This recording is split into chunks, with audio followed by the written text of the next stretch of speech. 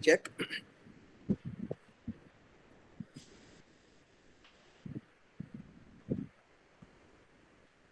Competency-based learning is not a fancy phrase, but a legal requirement.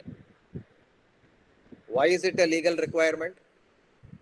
What exactly is a competency-based learning? How do we go about it? These are all the issues which I will try to deliberate in the next 45 minutes or so. And before I start my formal deliberation, let me revisit the purpose of this program. The purpose of this program is that the participants have been identified as master trainers, who in turn would conduct training programs to the teachers in the respective regions. And therefore, empowerment of the master trainers is the purpose of this program. And how do we empower the master trainers in 5 days? Is a very difficult task if you presume that everything has to be started from scratch. But then, since the participants have already been exposed to this, the participants are already using this in their day-to-day daily practice, and therefore what is required is some kind of a orientation for the training and fine-tuning of the knowledge and skills required to transact this training. And viewed from this perspective, I think 5 days would be a sufficient enough time, but then it would be sufficient enough provided each and every one of you actively and intensively take part in this activity.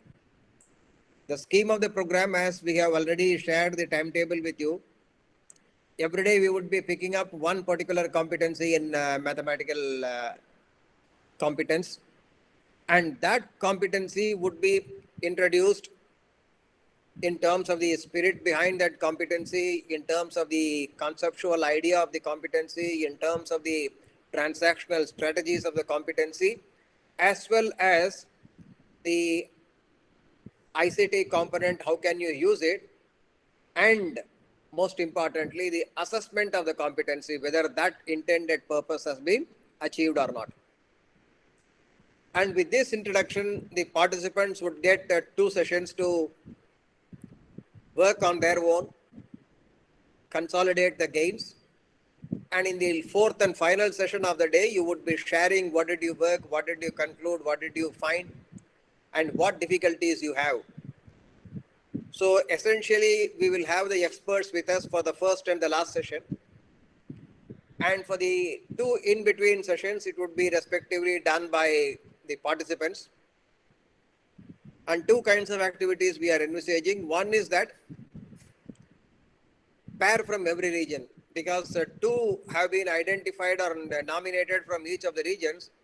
They will work as a pair. And in addition, a large group activity, all the regions falling under respective ZIETs, they will also enter into a group work, and finally we will have the presentation in the last session of the day. So with this introduction, now we will get into the presentation.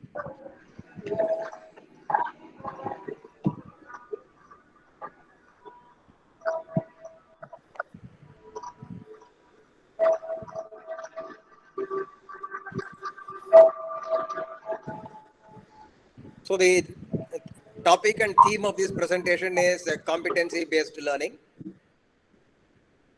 And what we would be addressing in this, basically we would be addressing 4 questions. The first question, why competency-based learning? The second question, what are the origins of competency-based learning? And third question, why there is so much of confusion is because of the fact that there are various forms of competency-based learning, and I would be sharing with you 3 different forms, 2 of which are popular elsewhere, and the third one pertaining to us. And lastly, we will get into some details of what is competency-based learning for us in our particular context. So basically, we would be addressing these 4 broad issues.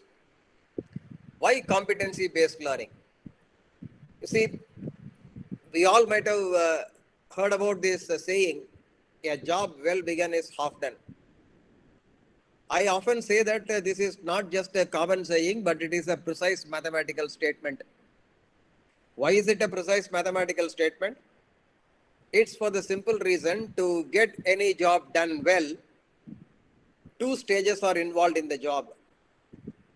One stage is to chalk out a plan, and the second and final stage is to execute that plan. If there are only two stages, and if the stages can only be done in a particular sequence, one cannot execute and thereafter plan. The sequence is, first plan has to be made and then it has to be executed. So if the sequence also is defined, the indication that we are starting the job well clearly demonstrates that planning has been completed, and if planning is completed, half of the job is over. Now, what has got this as the relevance in this particular session? So for this particular session, we should start with this question. Why do we educate our youngsters? If you can try to answer this, philosophers have tried to answer it in two different forms. The first one, a narrow aim of education. What is this narrow aim of education? The narrow aim of education is to make the individuals responsible and productive citizens of the community, of the nation, of the society. And the latest CBSE circular puts it in this particular way: to help individuals acquire the capability to perform tasks or take actions to lead a productive and joyful life. And remember, we all know that Kendriya Vidyalaya as a brand enjoys a very unique status at the top of brand recall value in the services sector. And especially in the field of education, this has a higher brand recall, even compared to brands like IITs and IIMs. Many people have many reasons for it, and my understanding and my primary reason is, a student who had done his schooling through Kendriya Vidyalaya is never found wanting in the market of employment. The man or the woman happens to be a successful person in the market of employment. And that possibly I would call it as the USP of Kendriya Vidyalayas. And therefore, the narrow aim refers to this particular example, productive life. The first example is a simple example, say buying groceries. I will not get into the details. I will give you the reference. You can read the circular, very nicely drafted. And also the task could also be complex, like flying a plane. And you can understand how complex it is. When everything is normal, most of us now fly. So once the plane takes off and lands safely, it looks as if there is no complexity involved in flying a plane. But then you see, when you recall a tragic incident that happened very recently in Calicut, then you can understand how complex flying a plane is. But then you see, this is for all practical purposes. But then ideally, philosophers speak also of a broad aim of education. And this broad aim of education is to help individuals fulfill the larger purpose of their lives. And you see, you have got different definitions. And for us in India, the most famous definition would be that of Swami Vivekananda, where he said that the education is nothing but the manifestation of bringing out the perfection present in the man already. So different personalities have got a different broad aims stated in slightly different variation.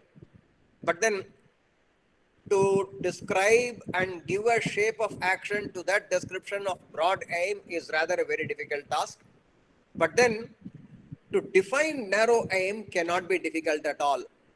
Say, for instance, you take the case of buying groceries. So what does it involve? It involves a sequence of steps. First is that a plan has to be made.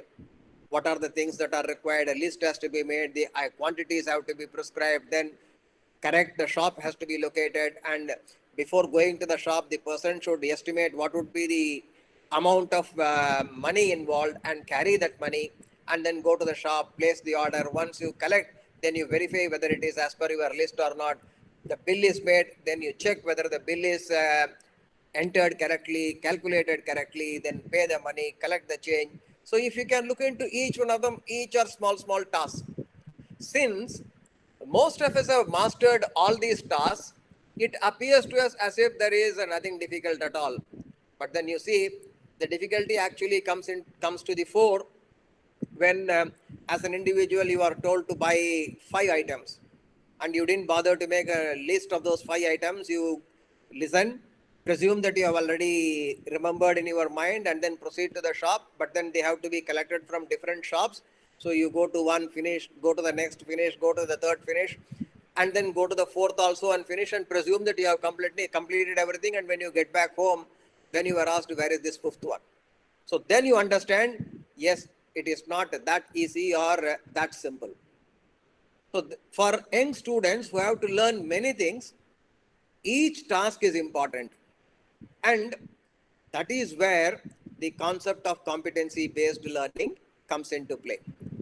Before I move to that competency-based learning to come into play, let me also bring you another perspective. What is the connection between teaching and learning? You see, it's in English, or it's only in English.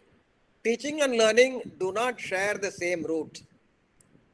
They have different words, different origins, and therefore, possibly because of this reason, the connect is not straight away visible. You take any other Indian language, teaching and learning, they are represented by a pair of words, and this pair of words, they share the same root. I can think of Sanskrit, I can think of Hindi, I can think of Tamil. In all these, I can find the root is exactly the same. That would be true for any of the other languages.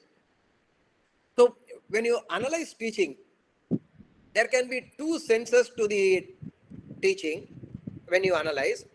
The first is the task sense of teaching. So what is the task of teaching? The task of teaching is that you initially make a plan, what you otherwise call as the lesson plan. Then, as per the lesson plan, you gather the resources, teaching learning resources that are required to transact in the classroom. Then, you get into the class and transact the curriculum. Whatever be the sequence of actions that you have prepared in the plan, you would be carrying out as per the plan. And when the supervisor or the inspector comes to the class and then makes an observation, he or she normally asks you, where is your lesson plan? You show the lesson plan, and the supervisor tests whether your transactions are strictly as per the lesson plan or not. And if everything appears to be good, can your teaching be called good? Your teaching can be called good if all these things are absolutely appropriate, and if all these things are carried out as per the plan, then yes, we can call it a really successful teaching. But then, for what do we do this teaching? The purpose behind teaching is to make the students learn, and that learning by the students is the achievement. Okay, the entire class of 30 minutes, 35 minutes, 30 minutes they have taught. As an observer, it is the responsibility to also check whether the learners have learned, learners have understood, learners have gained the concept. And that is what is referred to as the sense of achievement of teaching. And therefore, if these two are not connected and if the connection is not seen, then the teaching process cannot be considered as complete. And that is the reason we commonly have a teaching hyphen learning process. You normally don't have just a teaching process. You normally just don't have a learning process. Because you see, if one has to learn by self, the time will be very, very large. And if one is teaching without learning, what purpose is it achieving? And therefore, the task sense of teaching and the achievement sense of teaching, they always need to be considered.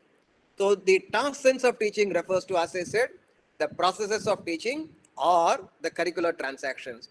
And the achievement sense, it refers to the product of teaching. And when it comes to product of teaching, what we actually refer to here is nothing but the attainment of learning outcomes. And how do you write learning outcomes?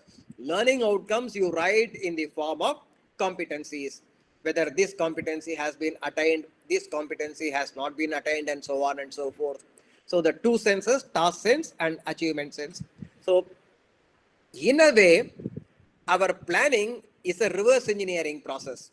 Why planning is a reverse engineering process? You first write the learning outcome. Learning outcome is the end stage, and based on that learning outcome, you prepare a plan and you transact the activities as per that plan. So this reverse engineering should be kept in mind. Why do we do this reverse engineering? For the very simple reason, this is a washback effect. And what is a washback effect? So if you focus on something, that tends to influence the action for which it is intended. In other words, if you say that I am going to test the understanding of students, then as a teacher, you will be focusing on how to develop understanding of the students. In other words, washback effect refers to what is assessed strongly influences what is learned. So this is precisely the reason why in the earlier part of our education, the focus was on teacher-centered knowledge transfer. Rote learning was playing a predominant role. If people can identify a set of questions that are likely to be asked in the examination, and if they can learn answers to those questions and write the answers in the 3 hours examination, they used to get very good marks. But then that is not sufficient for people to be successful in their real lives, and therefore we need to move to not a teacher-centered knowledge transfer. Now students have to attain competencies, and if students have to attain competency, the model has to be a learner-centered competency-based learning.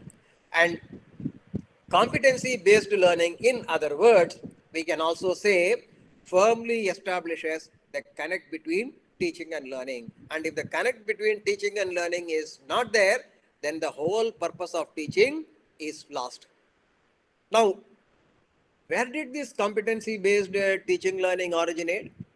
If you can look into history, it actually originated in American society, American culture, where when they were thinking that they are the supreme technological powerhouse, and in 1957, the then USSR launched the first satellite, Sputnik 1, superseding America, and therefore the society went into a shock, and then they went into a huddle, had a lot of discussions, and they came to the conclusion that it is the educational system and its failure because of which we have lost in this race. And therefore this disquiet and therefore this led to further deliberations. Simultaneously, there was another issue that was plaguing them. That was the extent of dropout from the schools and also the difficulties experienced by graduates in securing and maintaining employment. Even it is true in our country, today there is a general perception that many of the graduates churned out by our universities are unemployable in the market or unemployable by the market. It's not that they don't get, there is lack of employment. There are employment opportunities, but these graduates are not fit enough to be employed by the market. And this problem America also faced. So the debate around Sputnik 1 gave rise to the development of outcome-based education. And remember, the initial theoretical orientation was towards behaviorism, namely, how do you fix the outcome? So they fix the outcome in terms of an observable behavior, and that is what is called as the behaviorist school of thought. Simultaneously, the debate around dropouts and concerns of employment, it led to an unprecedented growth in vocational education. Today, in our country, you can understand there is a focus on both these aspects. The first, we are moving towards competency-based learning, and that has been mandated by law. Second, there is also a push for vocational education because it is only vocation that can give employment for the larger population in the productive age group. And therefore, both are required for us at this moment of time. So, having identified that competency is nothing but an outcome or purpose of education, outcome-based education, competency-based learning, they are often interchangeably used. They are actually one and the same. So, to further define or refine what exactly is a competency, we will look into two different frameworks. One framework by the National Council of Teachers of Mathematics and the other by a Danish project called COMB. So in this first, NCTM has 5 content standards and 5 process standards. How do they list the competency? They have listed 5 content standards. Each encompass specific expectations organized by the grade bands. So grade 1, grade 2, and so on and so forth. What are the 5 content standards? Numbers and operations, algebra, geometry, measurement, data analysis, and probability. And if you compare these content standards, you can immediately see this is nothing but the competencies that we are grading our primary students, excepting for one small variation, right? In addition to this, they have also listed 5 process standards, and these process standards are described through examples that demonstrate what each standard looks like and what the teacher's role is in achieving it. What are they? Problem solving, reasoning and proof, communication, connections, representation. And of course, mathematical problem solving is a cherished objective of mathematics education all over the world. And why do we need reasoning and proof? Because you see, most of the decisions today are not based on qualitative arguments alone. Quantitative argument and reasoning is also essential. So likewise, one can find reasons for each and every one. This is how NCTM has laid down the standards in terms of content areas, in terms of process areas. Similarly, there is another Danish COMB project. This also is a very successful one, and most of the European nations follow this. Here, they start with a beautiful definition of what a competence is. Competence, in other words, to be competent in some domain of personal, professional, or social life is to master essential aspects of life in that domain. Like, who can be called as a competent surgeon? Who can be called as a competent medical practitioner? Who can be called as a competent craftsman? Who can be called as a competent cook? So to a fair degree, in the given conditions and circumstances, if the person can do the job well, then that person can be called competent. And in our case, it is mathematical competence. So then what mathematical competence refers to? Mathematical competence then means the ability to understand, judge, do, and use mathematics in a variety of contexts and situations in which mathematics plays or could play a role. Remember, recognizing that mathematics plays a vital role, PISA also makes analysis in terms of mathematical literacy. They make assessment in terms of mathematical literacy. PISA has 3 kinds of literacy: reading literacy, scientific literacy, and mathematical literacy. You see, the mathematical competence then is the ability to understand, judge, do, and use mathematics in a variety of contexts. And if this is the definition of competence, then what is the definition of competency?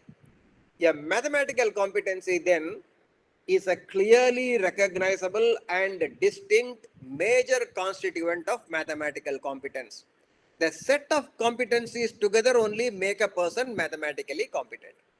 And in order to make a person mathematically competent, the system or the teacher is required or expected to work on each of these competencies one by one or together, clubbing some of the competencies. Okay, I have just given the name. Then they have identified, this COMB project has identified 8 different mathematical competencies: thinking mathematically, posing and solving mathematical problems, modeling mathematically, reasoning mathematically, representing mathematical entities, handling mathematical symbols and formalisms, communicating in with and about mathematics, making use of aids and tools. So you have 8 different things. So I have just projected two. One is used in America, the other is used in Europe. And in addition to these two widely used things, there are also plenty of other things, and therefore we need to understand that there is a variety. And if you look into the literature, people could be interchangeably using the two terms OBE and CBL. In fact, they refer to one and the same, and that clarity we should have. So with this clarity, we move ahead. What is competency-based learning for us? What is important to us at this moment? You see, Right to Education Act incorporates two fundamental things. The first one is age appropriate admission to the students in schools. That is guaranteed. And the second is a responsibility for the school system. And what is that responsibility?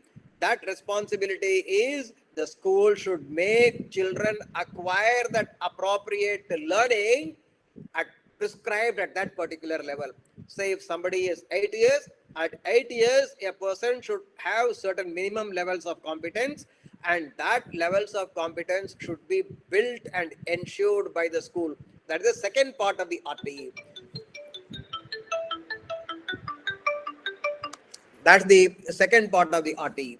Therefore, amendment to the Central RTE Rules 2017 includes reference on class-wise, subject-wise learning outcomes. These would serve as a guideline for states and UTs to ensure that all children acquire appropriate learning level. So by any chance, if our students are not able to attain the learning outcomes prescribed, that means we are failing in terms of the requirements of law.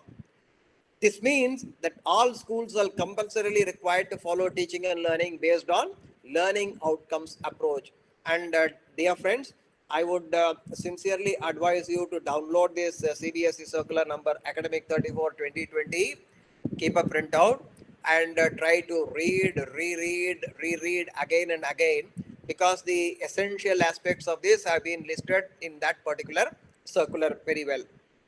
Now, in our case also, this has gradually evolved in different documents, and we are concerned about 4 relevant documents, and the description and nomenclature in these 4 relevant documents are slightly different, and possibly this could be one reason which is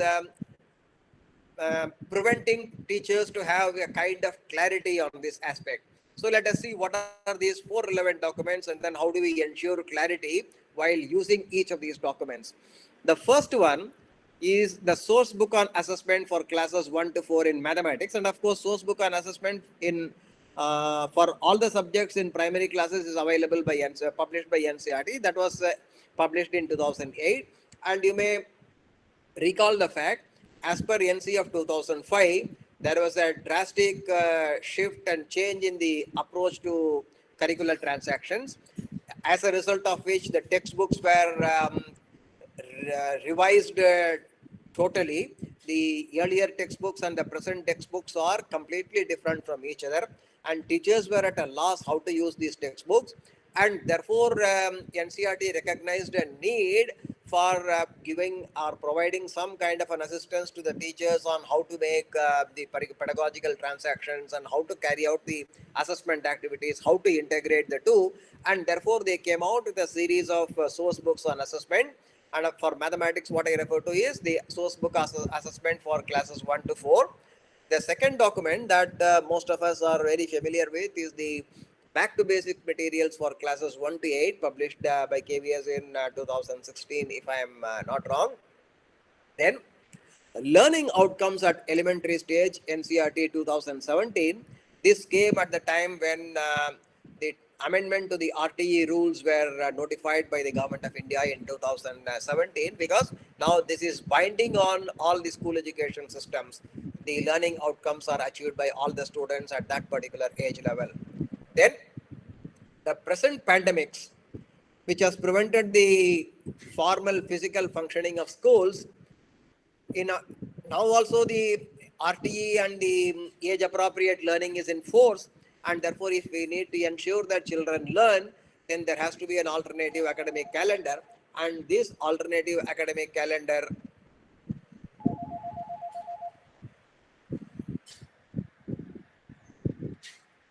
was published by NCERT in the present year. Now we will get into the contents of each one of them and then try to see how they are designed. The source book on assessment, the content is divided into the 5 domains in which we have grouped the content areas: numbers, number operations, fractions, shapes and space, measurement and problem solving, patterns and data handling.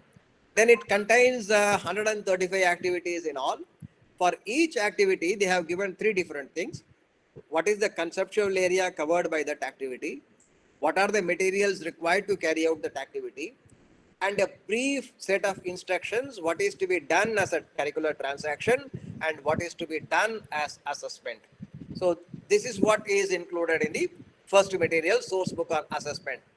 Then we had the next one, Back to Basics, published by KVS.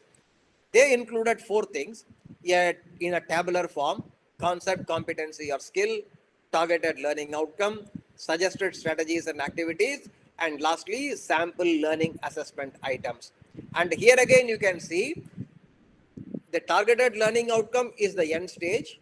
Suggested strategies and activities is the course of transaction. And the learning assessment item is to test whether the learning outcomes have been achieved or not. So it is again the same thing: outcome based education, competency based learning, one and the same. Then the third document that we should be familiar with, learning outcomes at elementary stage. So this book speaks about 2 different things. What are curricular expectations? And curricular expectations refer to the long-term goals. So not in one lesson, not in one academic session, but then over a stage. So in the elementary stage, in the secondary school stage, in the senior secondary school stage, what the curriculum expects to achieve in broader terms. And that is what the curricular expectation is. And the NCF 2005 has categorically stated what the curricular expectations are. And the same curricular expectations have been once again listed out in this document. In addition to this curricular expectation, this document also gives the learning outcomes. The learning outcomes defined class-wise or process-based. What are the processes in which these learning outcomes can be achieved? And also they provide checkpoints so that they are measured either in a qualitative manner or in a quantitative manner, so that the progress of the child could be ensured. So that is the purpose. Learning outcomes are written with the sole purpose of ensuring achievement of the children. And this leads to an essential requirement: mastery learning.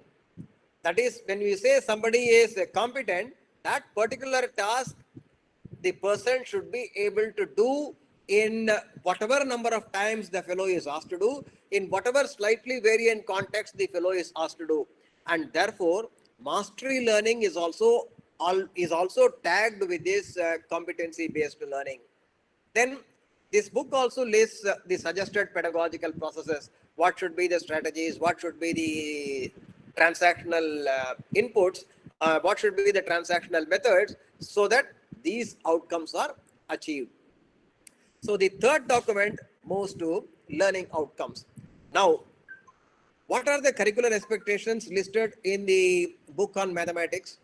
So I'll just leave it to you to read, and I'll not, it just gives the broad outlines, develop a connection between daily life context and that of mathematical thinking.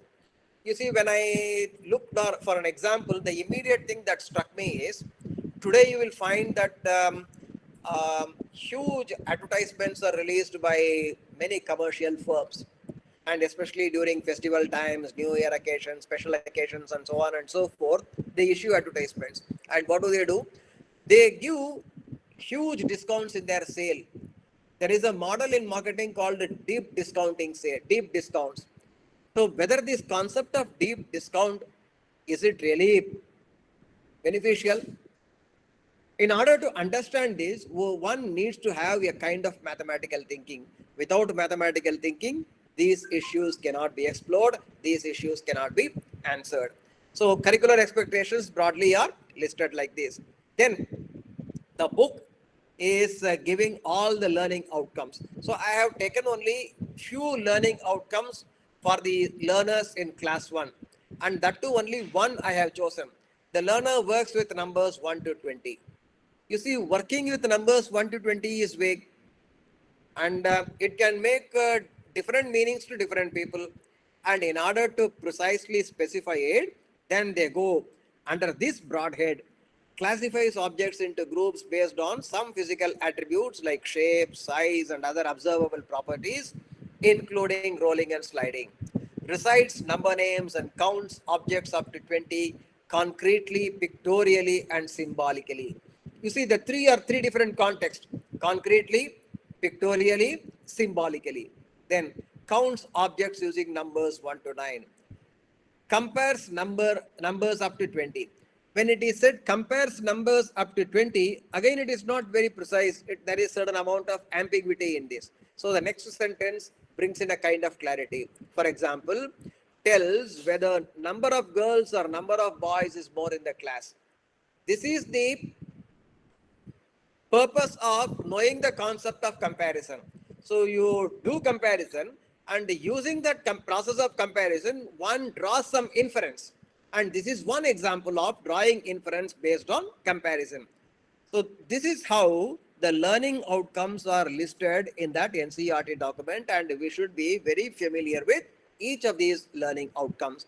And then we should see how our transactional activities are going to help in the learners acquiring these competencies. Okay. So if you look into this, keep this at the back of your mind, then we can list what are the futures of learning outcomes. So learning outcomes usually have the following features. They use an ambiguous language. So you could have seen earlier, none of the words lead to different meanings for or by different people. Whether you read it or I read it or anyone else reads it, everyone will get only the same meaning. Then they refer to a behavioral activity, some activity. Then they are measurable outcomes with the desired performance criteria. It needs to be measurable, and also there has to be a performance criteria. They are linked to the teaching and learning methods, because the teaching and learning is supposed to result in that learning outcome. That's why they have to be linked. And assessment and evaluation aligned with overall competencies mentioned in the framework developed by NCERT. Again, this I have taken again from the same circular number 34 issued by CBSE in the year 2020. That is the current. So looking into this, in the same circular, they have given a thumb rule for framing learning outcomes. As a teacher, how should you write the learning outcome? So if you can design a template, they have already designed it. One, there has to be an action verb or a phrase that has to be followed by an object on which the action will take place, followed by a clause or phrase indicating the level of achievement. What is the level of achievement? And there could be a context or conditions, if any. So if you see the earlier learning objectives, especially that comparison is an action verb, object, comparison between two different groups of numbers, class or phrase indicating the level of achievement, which among the group is bigger or greater, whether the boys or number of boys are more or number of girls are more, the level of achievement. And what is the context or condition? Context is the classroom, the group of boys, the group of girls. So all these conditions are fulfilled in the learning outcome. Same way, whenever a teacher writes a learning outcome, the conditions need to be fulfilled. Only then this can be considered to be effective. I think we are reaching our scheduled time. So I will just stop for a while.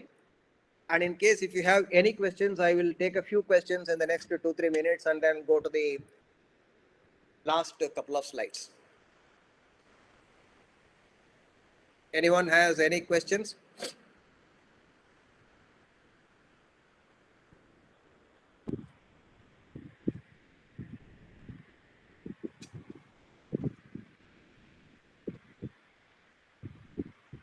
Initially, I thought 30-40 minutes would be sufficient, but then gradually, as my thought process crystallized, now I realized that 30-40 minutes was too short a time. So I had to be relatively very fast. We will share with you the presentation, so no need to worry whether you have taken note and things like that.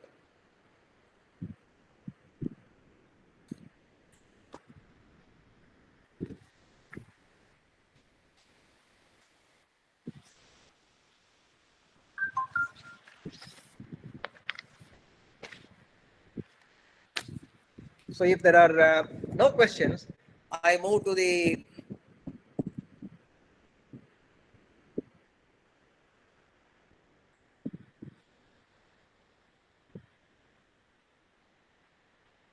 last but one slide. Do we need actually CBL competency based learning? If you look at the latest ESER report, 41.1% of students in standard 1 can recognize two-digit numbers, while 72.2% of students in standard 3 can do so. But according to NCERT's specification of learning outcomes, children are expected to be able to recognize numbers up to 99 in standard 1 itself. This is a finding in the ESER report. And remember, we are definitely much better than this. If we don't pay attention to competency-based learning, then what will happen is, whatever be the NCERT's listed learning outcomes, that we may not be able to achieve, and therefore we need to focus on the competencies listed so that our students are able to acquire those competencies and we would be able to fulfill the legal conditions. And before I conclude this session, I would like to give a small suggestion you can call. Before you set out to conduct training in your regions, read and think about the concepts to have clarity. Read a variety of material, think about it in depth, anticipate possible questions from your participants and try to address those questions from the participants. So you need to read, you need to think and develop clarity on this. We have chosen only 5 competencies to demonstrate how can they be approached in all these 5 days. We have only chosen 5 competencies. So as a result, what do we want? Work on these to get mastery for yourself. Work along those lines for other competencies. And thereafter, you set out to start your training. And with this, I thank you very much for a very patient listening and wish you all the very best, not only in these 5 days, but also for your training programs when you get back to your own regional activities. Thanks once again. All the very best.